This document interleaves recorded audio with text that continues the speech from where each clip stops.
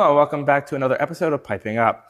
Today's episode, we are not at a church, we're actually at a factory. Next to me is the president of Walker Technical. We are here checking out the building and learning a little bit about the history of the company. Randall, thanks so much for having us. And it's great to have you guys. Yes. You were asking me earlier about when the company started, and it actually started in 1973. My father started it actually as Walker Technical Services, and he would go around and fix whatever needed being fixed. As a little kid, his grandfather, or my grandfather, would actually take him and drive him places to homes, and he would repair organs, and so he knew already how to repair organs. And so in 1973, he quit his other jobs and started fixing organs. And so that was 1973, and by 1986, we became incorporated and became actually Walker Technical Company. And so we're coming up almost on 40 years now of producing speakers, digital sound, tone generators. Of course, they were analog in the 80s, and console controllers, pipe drivers, organs. Yeah. Now, this is just one of the two buildings. We're going to go visit the wood shop later on. They're hoping to move the wood shop to this building that was recently purchased a few years ago. So I'm assuming that you eventually want to make it a little bit bigger wood shop. When you add the wood shop here, you want to make it a little bit bigger, more accessible for your employees and such. Yeah, the guys are going to love it, I think, I hope. Because one thing is we'll all be together, and we've actually literally never been together in the 40 years practically of existence. There's always been a separate wood shop and a separate electronics production, offices, engineering, all that stuff has always been separate from the wood shop. So there's a lot of transporting of goods back and forth, so it's exciting to finally have it under one roof. And yes, they get a bigger space to move around and work in, so that'll be really good too. So most of this building, I guess, is mainly empty, I guess, right now while you're working on renovating and moving things over. Yeah, it's a significantly bigger building than where we started. So I was telling you earlier, where we started was actually at my parents' house, so it was just my dad. And he was starting to build speakers at that time for tone reproduction. And it started in the living room, and then it went to the garage, and it was going to move on to the family room. And my mom was like, no, it's not. So they built an actually underground bunker. There's an underground bunker. It's about maybe 6 bowling alleys long or wide, and about long enough you could put a bowling alley in there. So that's where it was up until we bought this building. And this was like right before COVID we bought. Now, is that still somewhat used or not at all anymore? It's just It is not. It's not used anymore. It's all cleaned out. It's really nice looking. Your parents eventually said, "Get out of here." Pretty much, yeah. You got to move on to your own stuff.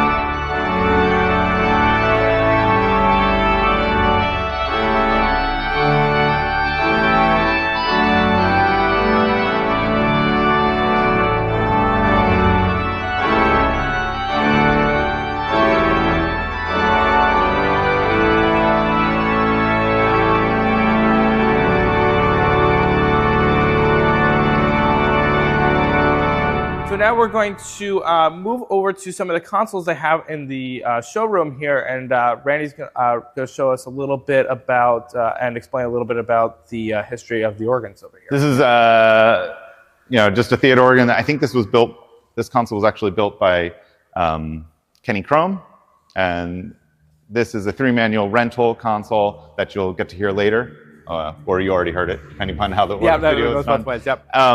And this console was built by Colby, and it's gorgeous. It's very nice. Yes. We do build consoles, but most of our work is not our own consoles. This was a prototype of something we were just trying to put together, just to see, how it all could fit and how quickly and efficiently we could do it. And it was literally just a prototype. Maybe one day it'll turn into something. So this is just basically at this point just a blank console slate. that's just here. Okay. Yeah, just so blank. There's nothing in it. Nope, right now nope, nothing in it. It's a blank slate. Somebody could turn it into something one day, but it was just kind of an experiment. And do you use this for modeling for other consoles, or is this just an idea? It was kind of like how best can we put a little console and how efficient can we do it? And that's kind of all it was for. To make it a little bit easier, I guess, to also transport and what have you, I guess. If you were to build primarily just the building of it. Mm-hmm. How quickly can you build it and do a good job of it? And now this was made at the wood shop, the current wood shop? Or? Yeah, this was made at the wood shop. And we'll show you a couple more. Okay. We used this one for a trade show one time, and it's the engineering console. So if we ever want to just prototype anything, this is like the tiniest little organ that we can prototype and do whatever we want to do. Yeah, is this functional, or is it just to basically explain how things? It is functional. Yeah, like you could literally sit down and play it. It's not programmed at the moment to do anything. To address the elephant in the room, we have the Castro Theater organ here, and this is certainly the largest organ we've ever made. The console was actually made by Colby. But we'll be making all the electronics that go inside of it and all the tone generation equipment that will produce the sounds. It's a 7-manual. Bottom manual is 88 notes. And it is, I think, over 1,000 different controls on there. It is a little ridiculous. And for non-musicians out there, the bottom row is the same amount of keys on a regular piano, and also for the 7 manuals that are here, this is the seven manuals are the same amount that is at the Boardwalk Hall organ in Atlantic City, which is the world's largest organ when it's completed. Right now, the Wanamaker organ at Macy's department store is the world's largest until the Boardwalk one is complete. Yeah. This was actually made a few years ago, and it's kind of just been sitting here mostly because of COVID. And so the theater kind of got shut down, nobody could go, and so they had renovations to be doing, and they didn't quite get them done yet. So our intention is to install this soon, and so is the theater's intention. So we'll be all going out, not all of us, but a lot of us going out to San Francisco to install an awful lot of speakers, and then to get this guy installed. So it'll be exciting. There'll be some videos, because I would love to hear this thing. Yeah. When it's active, this would be awesome. I am excited for this. Yeah. This will be really fun. Yes. Right. It'll be neat. You can, if you want to, you can take a look at how this is wired. So in order to do this many controls, we kind of came up with a different kind of a method of doing controls in which they're all just kind of linked together. And this was the New York Philharmonic Orchestra, and this console was made by a guy named Bill Zeiler, who's a very, very fine woodworker. Anyway, they have a new console now and a new organ, and so they are storing this one here until they kind of decide what they want to do with it. So I was going to ask if this was donated or if they were just having you hold it for now. Yeah, we're just holding on to it for now until they decide what they want to do. No, this just sits here. This isn't playable at the moment, right? No, it's not. It's not. I mean, it wouldn't be much, because the way they hooked it up was it was kind of always like a temporary installation.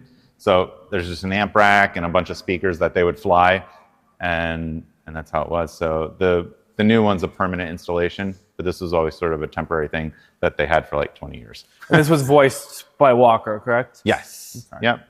Yep. Now, is this fully digital or been hybrid? voiced by by my dad.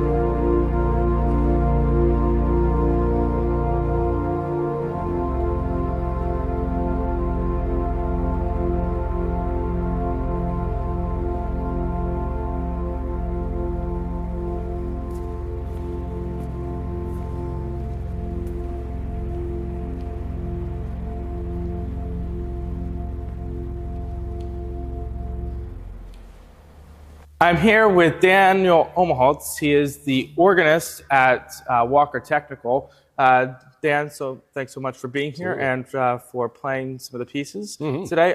Can you run over a little bit about the organ here? Yeah, so this is a 3-manual console that we use primarily for a rental instrument. It lives in here when it's not rented out to different customers. We actually have a twin to it in the sanctuary at the Cathedral of St. John the Divine in New York City.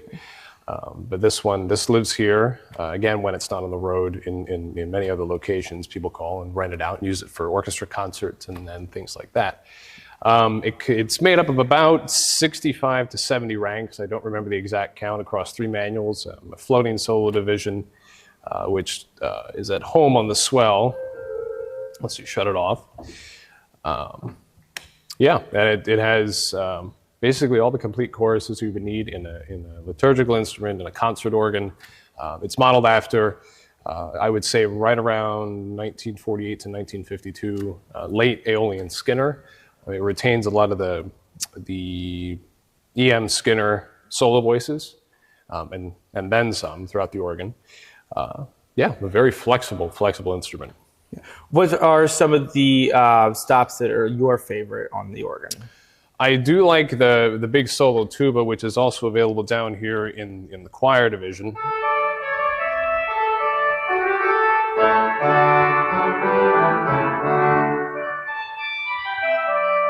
Very English in nature. That, and of course, the nice diapasons and principals on the organ.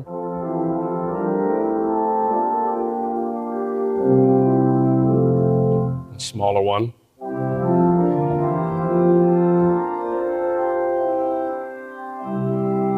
And naturally, of course, I'm a sucker for strings.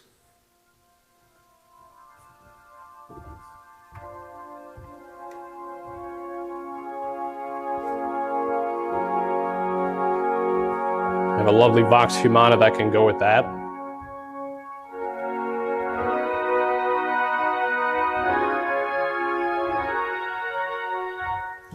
So on and so forth. It's just all the lush sound, and it's lush all the way from the lowest pitches all the way up through the highest mixtures and upper work. So it just doesn't, it's not abrasive to the ears. Right. Now I noticed that there are chimes on this organ. Does that go throughout the entire thing, including pedal as well? They're available in solo and in the pedal. And then, in addition to the other percussion we have on here is the harp.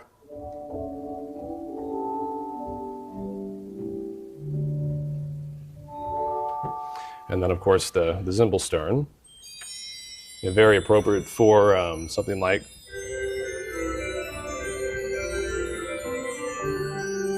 And the cool part about this, if you listen, it'll spin down.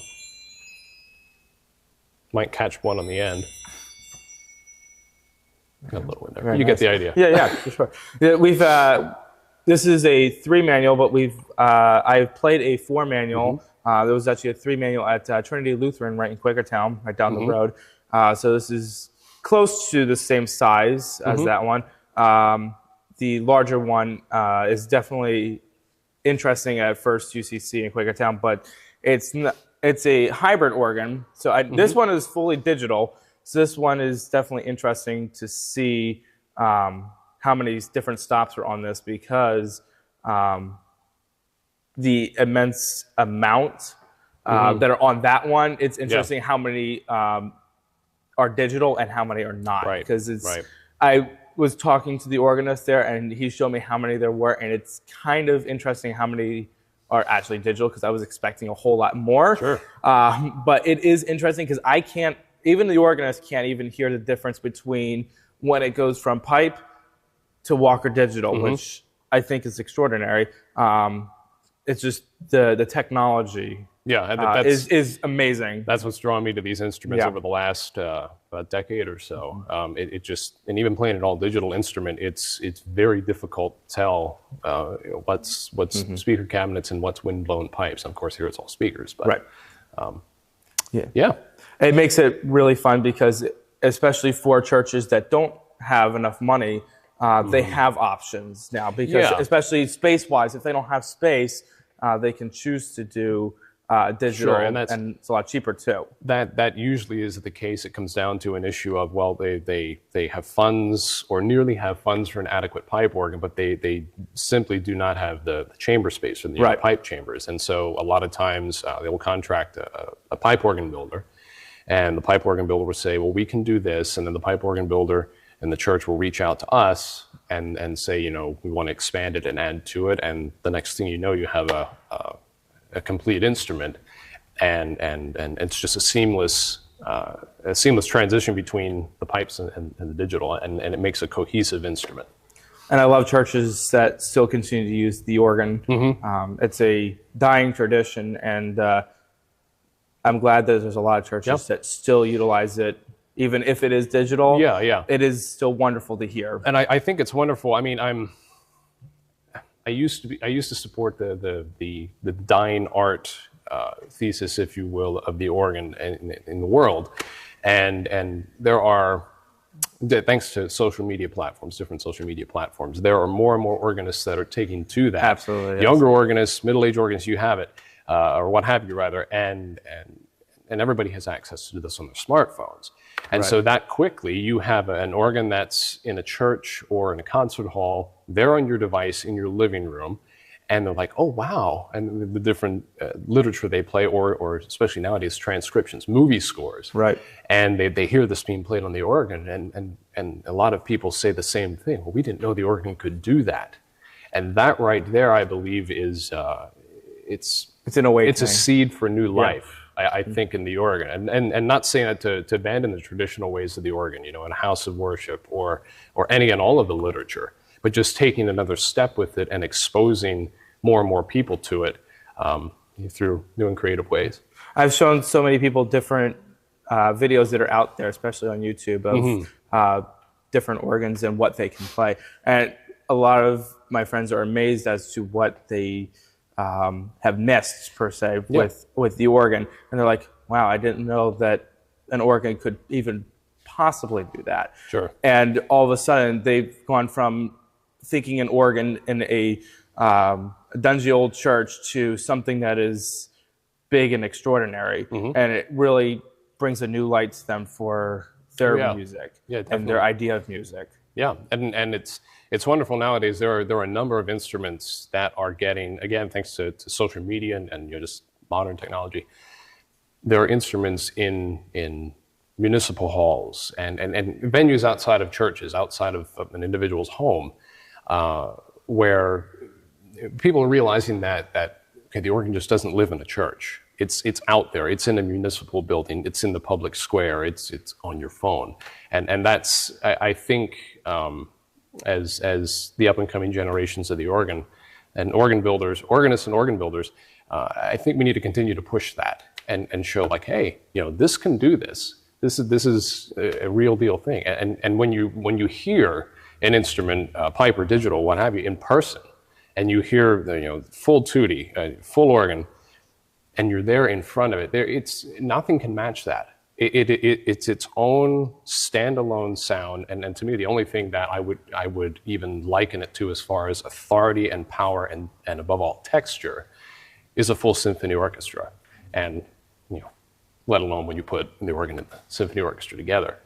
But yeah, it's really fantastic. It's an amazing thing. Well, thanks so much for having us out here, and thank you for playing for us today. And yeah, this has been a wonderful time with this organ. This is an amazing organ, and